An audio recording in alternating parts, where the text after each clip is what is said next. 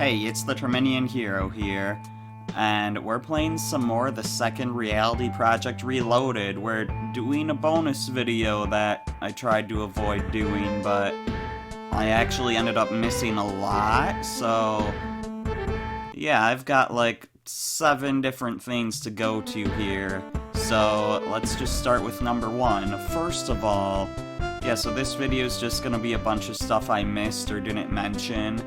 And one thing I didn't mention is that, in Top Secret Area, we were given hints, or we were told what levels have the Switch Palaces. Well, there was another hint if we never went to Top Secret Area. There was another hint that tells you what levels have Switch Palaces. Mole Ruins number 1 here is one of the levels. We'll see if you can figure it out. Goomba Playground is another one.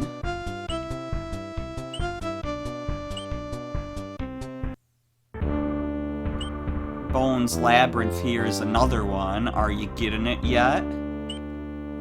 Because the answer is that levels with Switch Palaces have big level icons. And actually, the last Switch Palace is over here in Sonic World here, and there's a big level icon over here. Scrap Brain Zone, that had the other Switch Palace, and it's red because the Switch Palace actually made a path appear, as well as the normal exit did too. I'm talking strangely, but whatever.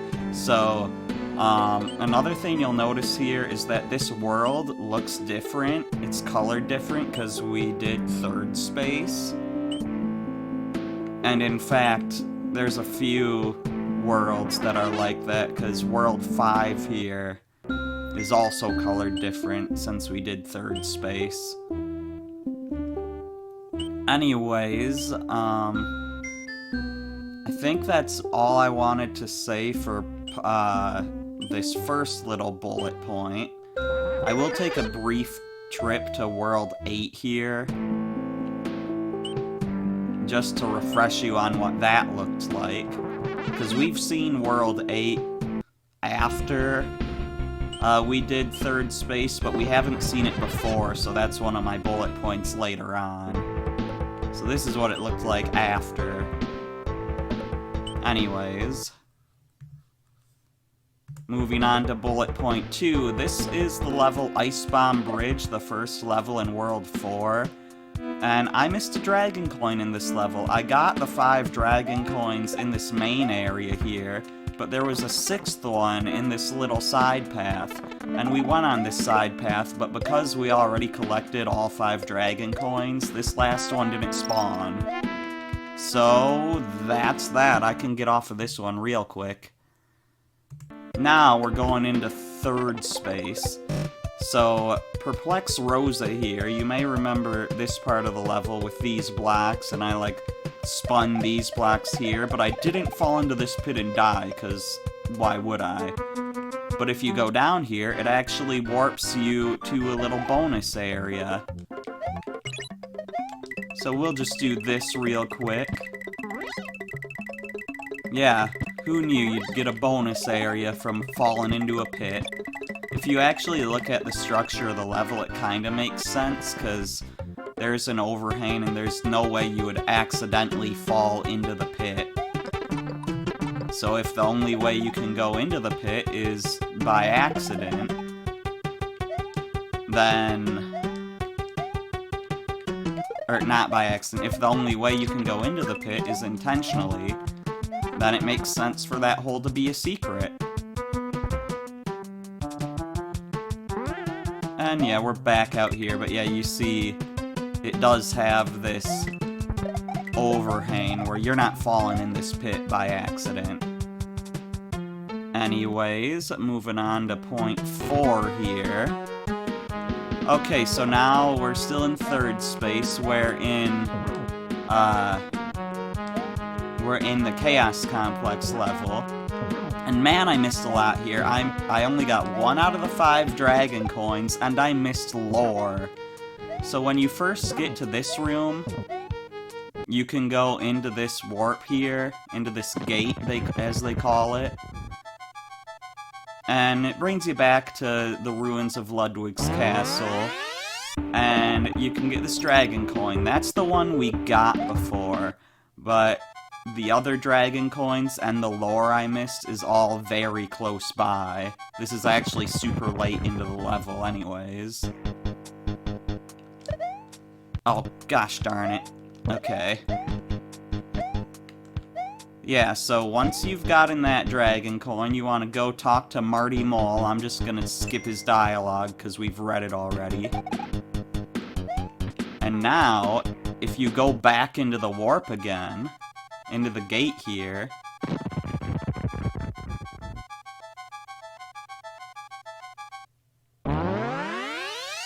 hey look, there's 2 more dragon coins, and the one that was here would be gone regardless of whether or not you already got it, because this is technically a different area in the game's code, just not a different area in the story. Anyways, now we wanna get out of here to move on with the level. Gosh darn you. Okay, that works. But do we really want to move on with the level? Because if we go back into this room again... come on.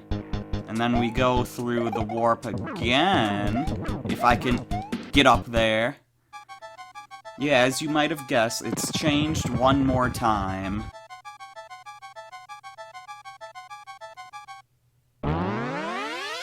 This time, we get our final 2 dragon coins, and look up there, there's a little mole hole. Which means that Marty Mole, when he told us to basically go sacrifice ourselves to turn the switch off and lock ourselves in 3rd space, Marty took that opportunity to escape through this warp gate. So yeah, Marty has survived all this, and oh my gosh, let me up here. And yeah, if we even go back here, we can see Marty's not here anymore. So yeah, there's, 4 dragon coins I missed, plus some lore. Moving on here, this level... What level was this again? Was this... This was Koopa Lake 2. Yeah, 'cause this was in World 7. I was gonna exit and go back to the map to check, but yeah, this is World 7. So, you may remember when we went up into this pipe, there was this spot down here that we never went down to, and actually, if you just go back the way you came through this pipe, it just goes down there. There's not really anything important here aside from a 3-up moon, I guess, but, there's not, like, a dragon coin or anything else there. But, I mean, a secret area is cool in itself, and a moon is pretty cool too, I guess. Anyways, moving on to point 6 here. So this is what the final world looks like if you haven't, if you haven't done 3rd space yet. So I just wanted to show that, and I'll also dip into silence here real quick, because there's something I missed right at the start. This 1-up mushroom. Never showed that. Anyways, why am I pausing? Bullet point 7 here is actually the credits. So after the credits, there's the roll call where we see everyone who's in the 1st reality, and then the 2nd reality, and then in 3rd space, and then we get our post-credits scene. Well, if you haven't achieved 100%, then after showing the 2nd reality stuff, you don't get to see the 3rd space stuff, and you don't get the post-credit scene. Instead, you get this message. Thanks for playing. Now let's find all the exits. So yeah, and then you can just go past that and you're back on the title screen.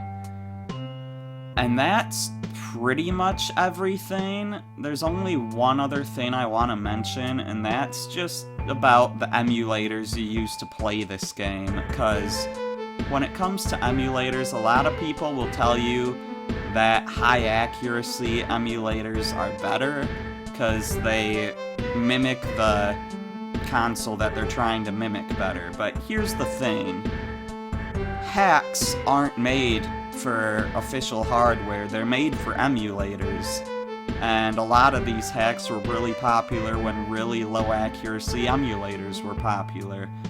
So when I did this Let's Play on the ancient emulator of ZSNES, it worked perfectly fine. But then when I went to do my tool-assisted playthrough on BizHawk's B-SNES core, I noticed right away in the first level some enemies like the Nokobun, or whatever it's called, aka the Bombshell Koopa, and then also the Fighter Fly.